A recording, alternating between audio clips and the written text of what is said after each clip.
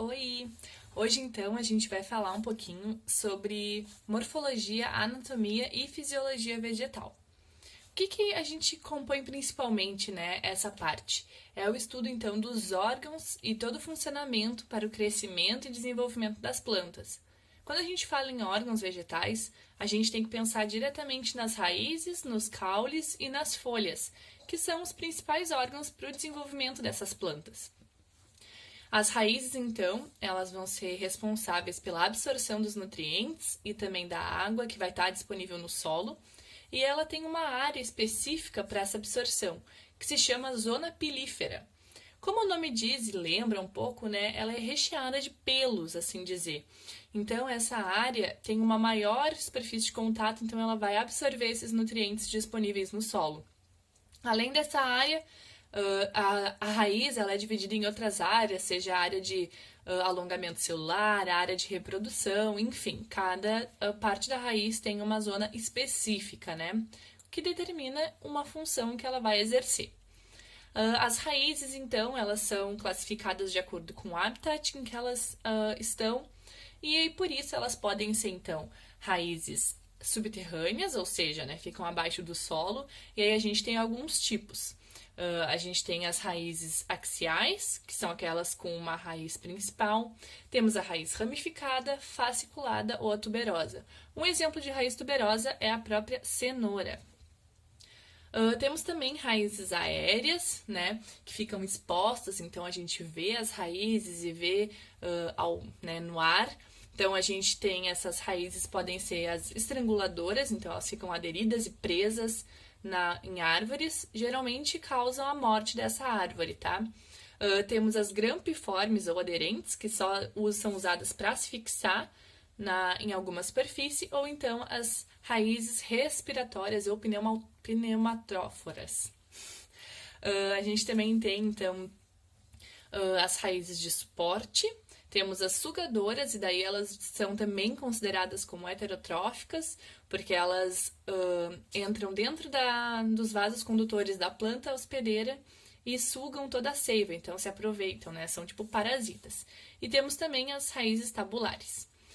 Temos, então, no ambiente aquático, as raízes aquáticas, em que servem também para absorção de nutrientes nesse ambiente.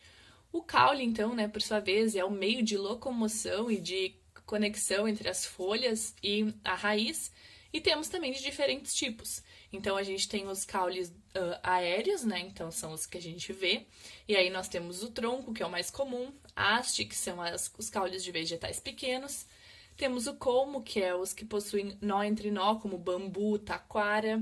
Temos os estipes, que são as caules clássicos de palmeiras. E temos os rizóforos, que são os caules bem característicos dos ambientes de mangue. Temos então os caules subterrâneos, e aí esses a gente come, todos estão no nosso, quase todos, né? Estão na nossa paleta alimentar, vamos dizer assim. Então a gente tem o rizoma, que é aqui a gente tem um exemplo gengibre.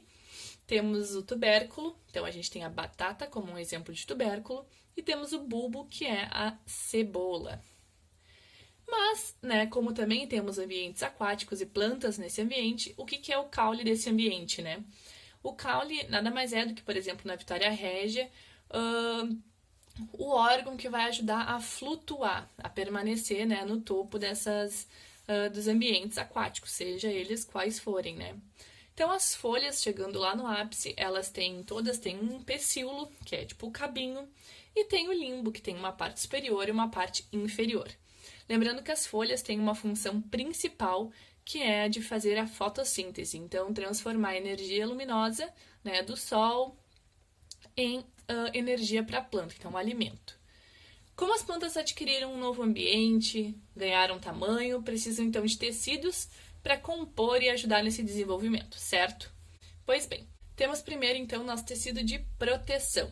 Muitas vezes a gente vai e vê em alguns locais cascas de árvores caídas. Essas cascas de árvores nada mais são do que chamadas de ritidoma, que são pedaços do nosso suber. Nosso não, né? Das plantas. Então, a casca da planta, né? Aquela parte em volta do caule, quando tem um crescimento secundário, ou seja, um crescimento de largura, as cascas vão cair. Então, é o ritidoma que cai, propiciando, então, esse crescimento. No momento em que cai esse suber antigo, já tem um novo suber para substituir. Temos também, então, a epiderme como um tecido de proteção. E elas estão principalmente em órgãos jovens, tá? E elas possuem algumas estruturas específicas dentro delas, como os estômatos, que são os reguladores das trocas gasosas entre a planta e o ambiente, os tricomas, que nada mais são do que responsáveis por controlar essa perda de água excessiva pela transpiração, mas elas podem ser de 3 diferentes tipos. Então, a gente tem os secretores, em que vão eliminar os hormônios. Temos os digestivos, que no caso das plantas carnívoras vão, né, liberar uma enzima ali, enfim, para poder digerir aquela coisa, né, a presa da planta. E temos os urticantes, que daí a gente tem uma reação alérgica, né, como por exemplo nas urtigas. Temos também, então, né, uma outra estrutura chamada acúleo, que por vezes é confundida com os espinhos das plantas, só que a diferença é que um é epiderme e o outro não, né, vindo da epiderme. E temos, por fim, o hidratódio, em que auxilia, então, né, nesse controle de perda de água. Então, quando tem muita água na planta, é eliminado por esse hidratódio que fica na borda da planta, então liberando gotículas de água. Quando a gente fala em crescimento, a gente precisa de algo que sustente, né, este ser. Então, a gente tem também tecidos de sustentação, que nada mais é do que o colênquima e o esclerênquima. A principal diferença, então, né, entre eles é que o colênquima ele tem uma parede celular revestida, mais forte, mais rígida, justamente para proteger desses esmagamentos. Enquanto o esclerênquima, ele é bem mais rígido e ele possui toda a borda dele revestido de lignina. Então, quando a gente olha na camada celular, tem uma parte bem grossa entre uma célula e outra, que nada mais é do que a presença de lignina em excesso. As folhas, então, né, elas têm parênquima entre as epidermes. No momento que a gente tem epiderme superior e inferior, nós temos um parênquima, que é chamado parênquima clorofiliano. Nele a gente tem um parênquima palissádico, em que as células ficam todas justapostas, esmagadinhas, alongadas. E temos também o parênquima lacunoso. Como o nome diz, né, as células ficam com espaços entre uma e outra. Nas folhas, a gente consegue ver os vasos condutores, né, os feixes condutores. Então, o xilema sempre vai ficar na parte superior da folha e o floema na parte inferior. E aquelas nervuras mais grossas, assim, que a gente visualiza na folha, são, por vezes, os feixes condutores mais grossos. Então, eles acabam sendo visíveis a olho nu.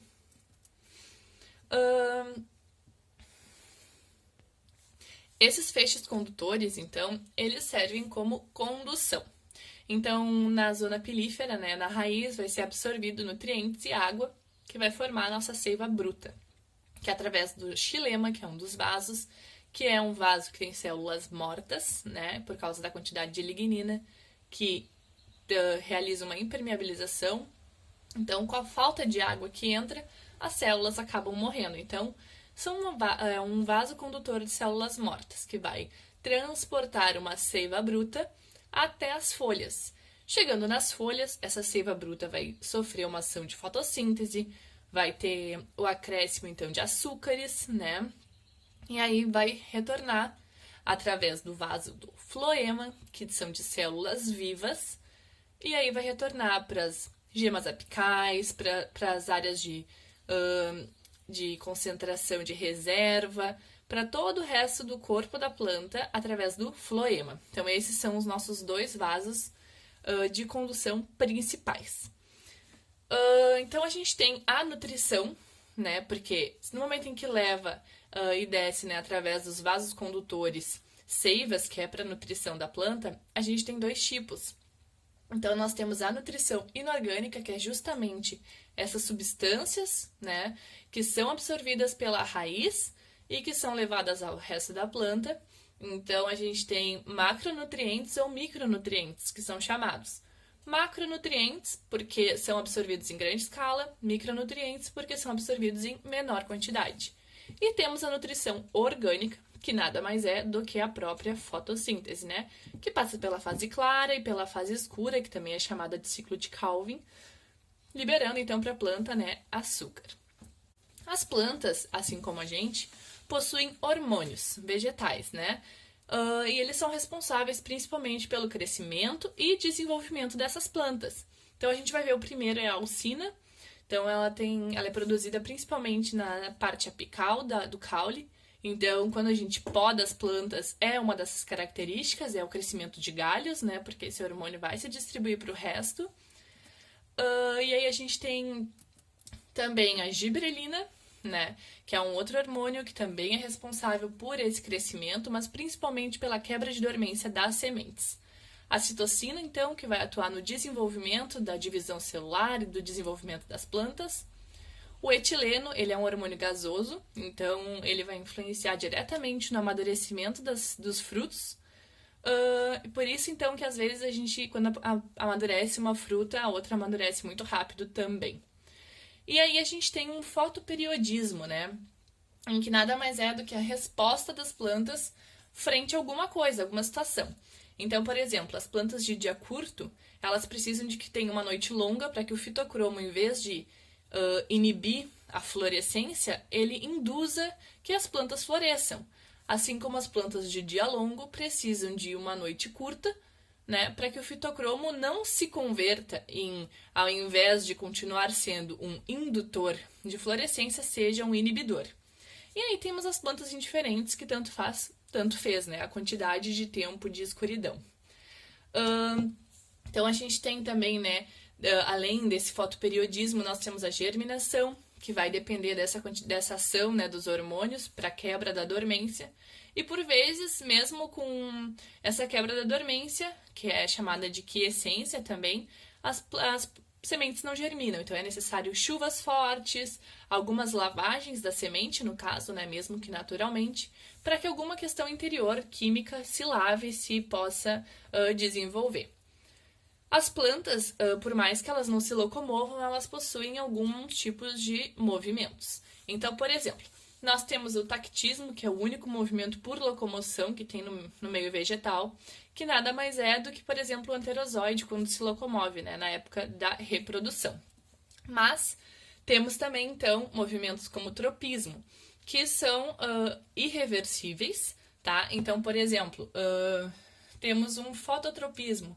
A plantinha tá aqui, mas aqui tá a janela, né? Então aqui ela vai se virando em direção à janela, em direção à luz. Temos também o geotropismo, que nada mais é do que no momento em que tu derruba um vaso, a planta, a folha vai começar a crescer para cima, a raiz para baixo, o caule fica tentando se erguer, por causa da gravidade. Temos os nastismos, que daí são movimentos reversíveis e geralmente são em plantas circadianas, ou seja, que acontece várias coisas no mesmo dia, né? Então a gente tem o tigmonastismo, que nada mais é do que um exemplo das plantas carnívoras, que são sensíveis ao toque, elas fecham. Temos também aquela que quando a gente encosta, ela se fecha. Fotonastismo é muito, muito semelhante com fotoperiodismo, mas o que acontece? 11 horas, a florzinha ela só floresce naquela incidência de luz específica. Temos o quimionastismo, que são orientados, então, a partir de alguma substância química específica, e o nictinastismo, que é uma reação da planta, então, quando está escuro, dela se fechar, se proteger de herbivoria e também de perda de água. Foi bem corridinho, mas a gente conseguiu ver tudo, então eu espero que tenha ficado claro e qualquer coisa é só chamar. Um beijo e até a próxima!